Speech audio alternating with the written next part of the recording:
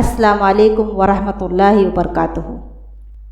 আজকে আমরা 110 নম্বর video post করতে যাচ্ছি, যেখানে আমরা উমরার বিবরণ অধ্যায়কে কন্টিনিউ করব। তাহলে আজকের ভিডিও শুরু করা যাক। বিসমিল্লাহি আর রহমানির রহিম। ফিদিয়া হিসাবে দিতে হয় খাদ্যদ্রব্যের পরিমাণ আদা সা। 1691 নম্বর হাদিস।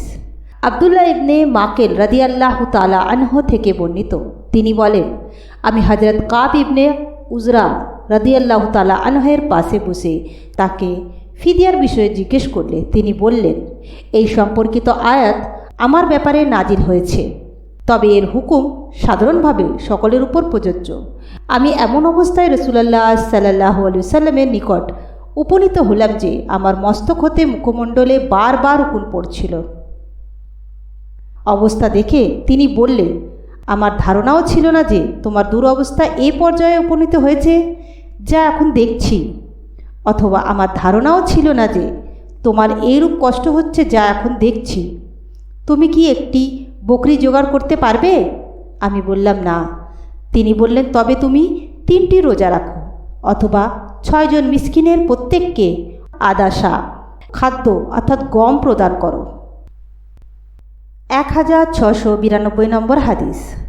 হযরত আব্দুর রহমান ইবনে আবু লাইলা কাব ইবনে উজরা রাদিয়াল্লাহু তাআলা আনহু সম্পর্কে বললেন যে রাসূলুল্লাহ সাল্লাল্লাহু আলাইহি ওয়াসাল্লাম তাকে এই অবস্থায় দেখলেন যে মাথা হতে উকুন তার চেহারার উপর পতিত হচ্ছে। তখন তিনি জিজ্ঞেস করলেন, উকুন কি তোমাকে খুব কষ্ট দিচ্ছে? তিনি বললেন, হ্যাঁ। তখন রাসূলুল্লাহ সাল্লাল্লাহু আলাইহি ওয়াসাল্লাম তাকে মাথা মুন্ডন করে ফেলতে বললেন। নবী করিম সাল্লাল্লাহু আলাইহি ওয়াসাল্লাম তখন হুদায়বিয়ায় অবস্থান করছিলেন। তাদের নিকটও এ ব্যাপারে স্পষ্ট ছিল না যে এখানেই তাদের এহরাম খুলে ফেলতে হবে, বরং তাঁরা মক্কায় ঢোকার জন্য আগ্রহী ছিলেন। এই সময় আল্লাহ ফিদিয়া সংক্রান্ত আয়াত নাজিল করলে রাসূলুল্লাহ সাল্লাল্লাহু আলাইহি ওয়াসাল্লাম তাকে 1 ফারাক খাদ্য অর্থাৎ গম 6 জন মিসকিনকে বন্টন করে দিতে অথবা 3 দিন রোজা রাখতে আদেশ করলেন। হজ পালনকারী সদ্যজাত শিশুর মতো হয়ে যায়। 1693 নম্বর হাদিস। হযরত আবু হুরায়রা রাদিয়াল্লাহু তাআলা আনহু থেকে বর্ণিত, তিনি বলেন, রাসূলুল্লাহ সাল্লাল্লাহু আলাইহি ওয়াসাল্লাম বলেছেন, যে ব্যক্তি এই গৃহে হজ আদায় করল, এই সময়ে স্ত্রী সহবাস বা অশ্লীল কথাবার্তা হতে বিরত থাকল, সে এরূপ নিষ্পাপ হয়ে গেল যেমন মাতৃগর্ভ হতে সদ্যজাত শিশু নিষ্পাপ রূপে ভূমিষ্ঠ হয়। 1694 নম্বর হাদিস। হযরত আবু হুরায়রা রাদিয়াল্লাহু তাআলা আনহু থেকে বর্ণিত, তিনি বলেন, নবী করিম সাল্লাল্লাহু আলাইহি ওয়াসাল্লাম বলেছেন, যে ব্যক্তি এই ঘরের হজ করল এবং এই সময় স্ত্রী সহবাস করল না এবং কোনো প্রকার গুনাহার কাজ করল না, সে একজন সদ্য প্রসূত শিশুর মতো নিষ্পাপ অবস্থায় ফিরে এলো। 1695 নম্বর হাদিস। হযরত আবদুল্লাহ ইবনে আবু কাতাদা থেকে বর্ণিত, তিনি বলেন, আমার পিতা হুদায়বিয়ার বছর নবী করিম সাল্লাল্লাহু আলাইহি ওয়াসাল্লামের সাথে গিয়েছিলেন। নবী করিম সাল্লাল্লাহু আলাইহি ওয়াসাল্লাম ও সকল সাহাবী ইহরাম বেঁধেছিলেন, কিন্তু তিনি ইহরাম বাঁধেননি। নবী করিম সাল্লাল্লাহু আলাইহি ওয়াসাল্লামকে বলা হলো যে একদল শত্রু তার সাথে যুদ্ধ করতে চায়। নবী করিম সাল্লাল্লাহু আলাইহি ওয়াসাল্লাম রওনা হয়ে গেলেন। আমি এবং কাতাদা তার সাহাবীদের সঙ্গে ছিলাম। তারা একে অপরের দিকে চেয়ে হাসাহাসি করছিল। আমি তাকিয়ে একটি জংলি গাদা দেখতে পেলাম। আমি তাকে আক্রমণ করে বর্ষাবিদ্ধ করত মাটিতে ফেলে দিলাম এবং তাদের সহযোগিতা কামনা করলাম। তারা সকলেই অস্বীকার করল। তবে যাই হোক না কেন, পরে আমরা তার গোশত খেলাম এবং এজন্য বিলম্ব হওয়ায় নবী করিম সাল্লাল্লাহু আলাইহি ওয়াসাল্লাম হতে বিচ্ছিন্ন হয়ে পড়ার আশঙ্কা করলাম। সুতরাং আমি তাকে খোঁজ করতে লাগলাম। এজন্য আমি কখনো আমার অশ্বকে দ্রুত চালাচ্ছিলাম, আবার কখনো ধীরে গতিতে। ইতোমধ্যে রাতের মধ্যভাগে আমি গিফার গোত্রের এক ব্যক্তির দেখা পেয়ে তাকে জিজ্ঞেস করলাম, তুমি কোন স্থানে নবী করিম সাল্লাল্লাহু আলাইহি ওয়াসাল্লামকে ছেড়ে এসেছো? সে বলল, আমি তাকে হেন নামক স্থানে রেখে এসেছি। তিনি সেখান থেকে সুকাইয়ায় পৌঁছে মধ্যাহ্ন নিদ্রা যাচ্ছেন। পরে আমরা দ্রুত চলে রসুলাল্লাহ সাল্লাল্লাহু আলাইহি সাল্লামের সাথে মিলিত হলাম এবং আমি তার নিকট গিয়ে বললাম, হে আল্লাহ রসুল, আপনার সাহাবীরা আপনাকে সালাম পাঠিয়েছেন আর আপনার প্রতি আল্লাহর রহমতের জন্য দোয়া করেছে। তারা সকলেই আপনার নিকট হতে বিচ্ছিন্ন হয়ে আশঙ্কাগ্রস্ত, অতএব আপনি তাদের জন্য অপেক্ষা করুন। অতঃপর আমি বললাম, হে আল্লাহ রসুল, আমি একটি জংলি গাধা শিকার করেছি এবং তার অবশিষ্ট গোস্ত আমার নিকট আছে। রাসূলুল্লাহ সাল্লাল্লাহু আলাইহি সাল্লাম সকলকে বললেন, তোমরা সকলেই এই গোস্ত খাও, অথচ তারা সকলেই মুহরিম ছিলেন। 1696 নম্বর হাদিস। হযরত আব্দুল্লাহ ইবনে আবু কাতাদা তার পিতা সম্পর্কে বলেছেন যে তিনি অর্থাৎ তার পিতা তাকে বলেছেন, হুদাইবিয়ার বছর আমরা নবী করিম সাল্লাল্লাহু আলাইহি সাল্লামের সাথে রওনা হলাম। তার সকল সাহাবী মুহরিম ছিলেন, কিন্তু আমি এহরাম বাঁধিনি। গায়কা নামক স্থানে শত্রুর উপস্থিতি সম্পর্কে খবর পেয়ে আমরা তার উদ্দেশ্যে অর্থাৎ মোকাবিলার জন্য অগ্রসর হলাম। আমার সাথী সাহাবীরা পথে একটি জংলি গাধা দেখে একে অপরের দিকে চেয়ে হাসতে লাগলে আমি তাকিয়ে তা দেখতে পেলাম এবং আমি অশ্ব হাঁকিয়ে তাকে আক্রমণ করে বর্মাবিদ্ধ করে ফেলে দিলাম এবং পরে আমি তাদের সাহায্য কামনা করলে তারা অসম্মতি প্রকাশ করলেন। অতঃপর আমরা তার গোস্ত খেলাম এবং গিয়ে রাসূলুল্লাহ সাল্লাল্লাহু আলাইহি সাল্লামের সাথে মিলিত হলাম।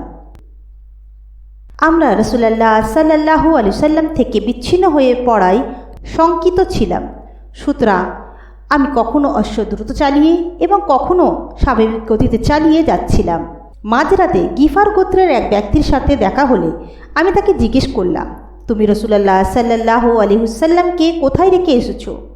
সে বলল, তাকে তাহেন নামক স্থানে রেখে এসেছি। তিনি তথা হতে সুকাইয়ায় পৌঁছে মধ্যাহ্ননিদ্রা যাচ্ছেন। পরে আমরা দ্রুত চলে রাসূলুল্লাহ সাল্লাল্লাহু আলাইহি সাল্লামের সাথে মিলিত হলাম এবং আমি তার নিকট গিয়ে বললাম, হে আল্লাহ রসুল, আপনার সাহাবীরা আপনাকে সালাম ও আল্লাহর রহমত বলে পাঠিয়েছেন।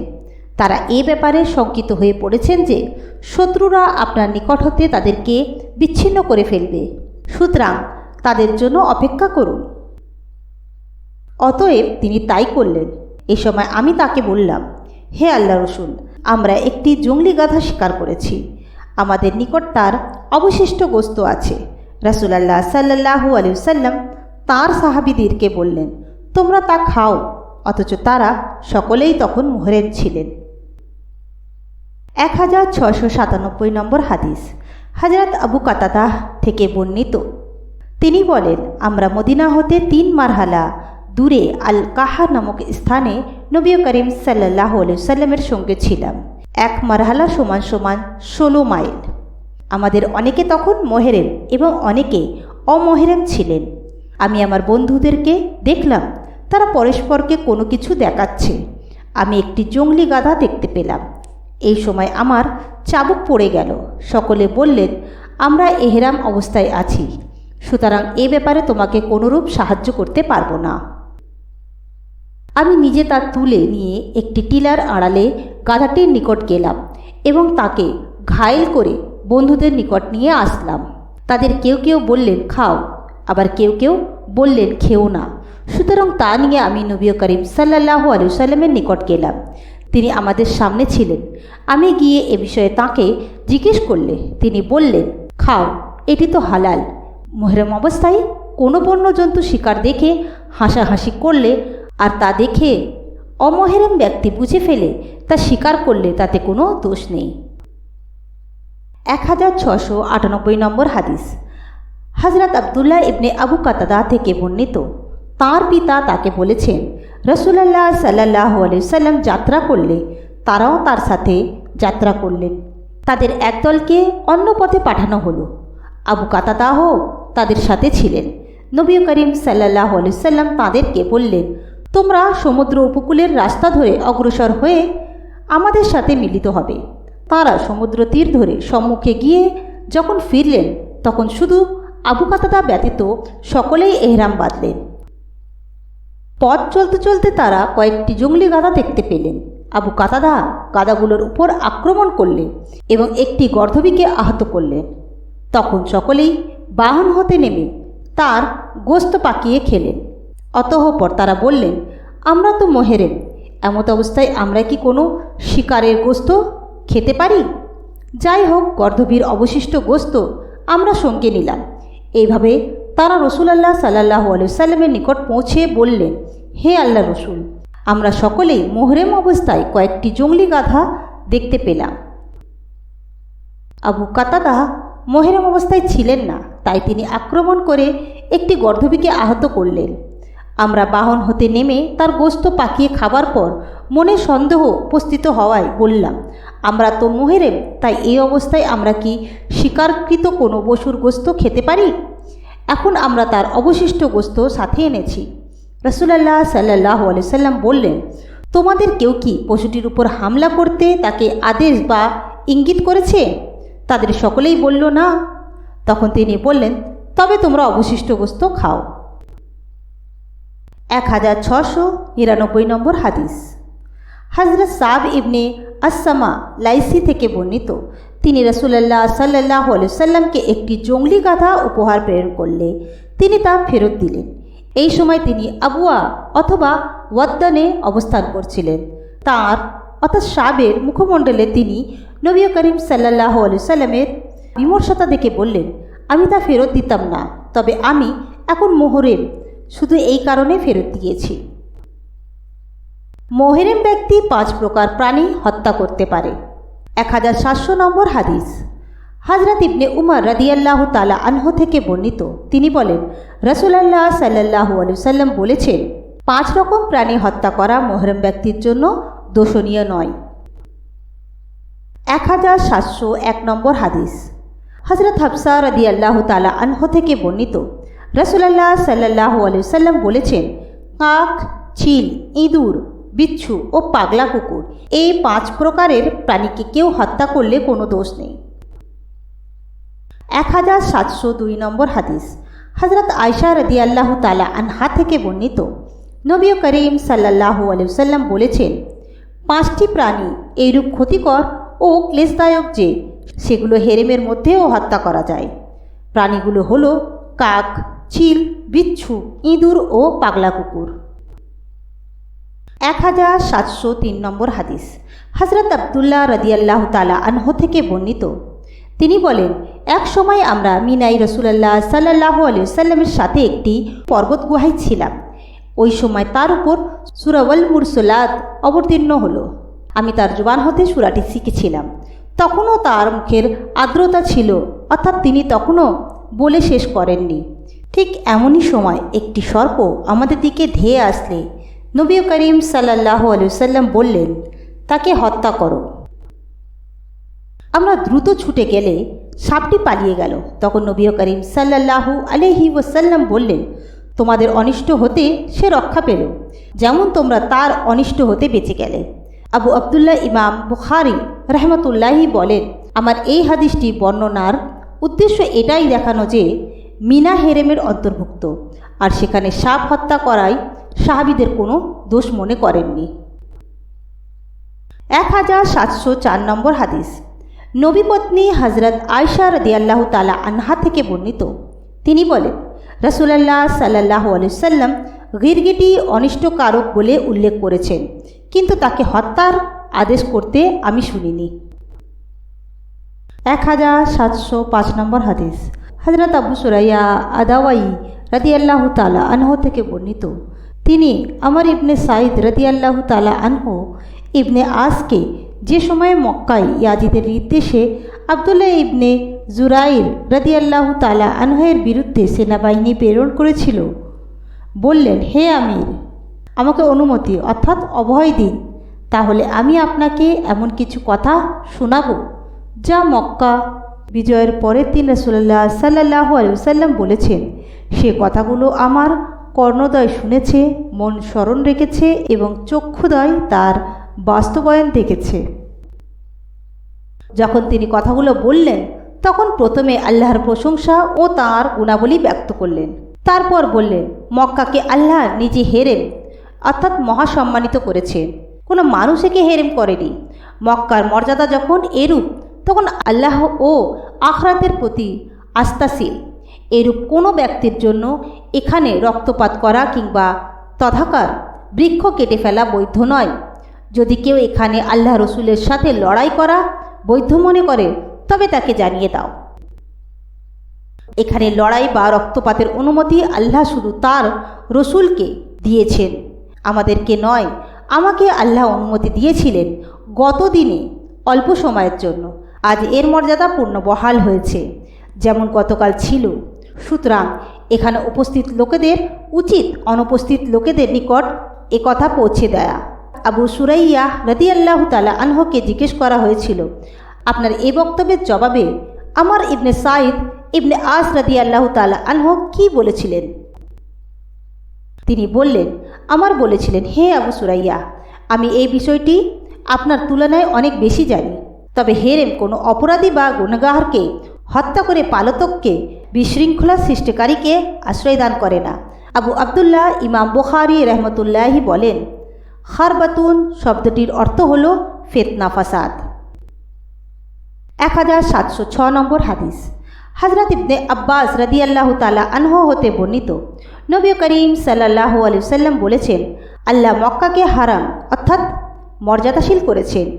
আমার পূর্বে কারোর জন্য তা হালাল ছিল না এবং ঘোষণা ও প্রচারের উদ্দেশ্য ব্যতীত এখানে পড়ে থাকা বস্তু উঠিয়ে নেওয়া যাবে না। কথাগুলো শুনে আব্বাস রাদিয়াল্লাহু তাআলা আনহু বললেন, হে আল্লাহ রসুল, আমাদের স্বর্ণকার ও কবরে ব্যবহারের জন্য ইসখের ঘাস বাদ রাখুন। তিনি বললেন, হ্যাঁ, ইসখের ঘাস বাদ দিয়ে। খালেদ একরামা হতে বর্ণনা করেছেন যে তিনি জিজ্ঞেস করলেন, শিকার না তাড়ানোর অর্থ তুমি জানো কি? এর অর্থ হলো তাকে ছায়া হতে তাড়িয়ে দিয়ে তার স্থানে অবতরণ করানো, অর্থাৎ এরূপ করা যাবে না। 1707 নম্বর হাদিস। হযরত ইবনে আব্বাস রাদিয়াল্লাহু তাআলা আনহু থেকে বর্ণিত, মক্কা বিজয়ের দিন রাসূলুল্লাহ সাল্লাল্লাহু আলাইহি ওয়াসাল্লাম বলেছেন, এখন আর হিজরত থাকলো না, কিন্তু জিহাদের প্রয়োজন এবং নিয়ত থেকে গেল। অতএব যখন জিহাদের জরুরতে বের হতে আহ্বান জানানো হবে তখন সেই আহ্বানে সাড়া দিও। আর এই শহরকে আল্লাহর হারাম করে দেওয়ার কারণে এটি কিয়ামত পর্যন্ত হারাম বা মহাসম্মানিত থাকবে। আমার পূর্বেও এই শহর কারোর যুদ্ধ বিগ্রহ করা হালাল ছিল না এবং আমার জন্য একদিনের অর্থাৎ গতকালের বাদ দিয়ে কিছু সময় ছাড়া হালাল করা হয়নি। কেননা আল্লাহ হারাম করার কারণে এই শহর কিয়ামত পর্যন্ত হারাম থাকবে। এই শহরের কাটা গাছ উপড়িয়ে ফেলা বা গাছ কর্তন করা যাবে না, শিকারকে তাড়ানো যাবে না, প্রচারের উদ্দেশ্যে ব্যতীত পড়ে থাকা কোনো জিনিস তুলে নেওয়া যাবে না এবং কাঁচা ঘাস কাটা বা উত্তোলন করা যাবে না। এইসব শুনে আব্বাস রাদিয়াল্লাহু তাআলা আনহু বললেন, হে আল্লাহ রসুল, ইস্কির ঘাস বাদ রাখুন, কেননা তা স্বর্ণকারদের ও গৃহের ছাদের জন্য প্রয়োজন হয়। রাবি বলেন, তখন নবী করিম সাল্লাল্লাহু আলাইহি ওয়াসাল্লাম বললেন, ইস্কির ঘাস বাদে। তো আজকের ভিডিওতে আমরা উমরার বিবরণ অধ্যায়কে কন্টিনিউ করছিলাম। ইনশাআল্লাহ নেক্সট ভিডিওতে আমরা উমরার অধ্যায়কে আবার কন্টিনিউ করব। ইনশাআল্লাহ নেক্সট ভিডিওতে আপনাদের সঙ্গে আবার দেখা হবে। আসসালামু আলাইকুম ওয়া রাহমাতুল্লাহি ওয়া বারাকাতুহু।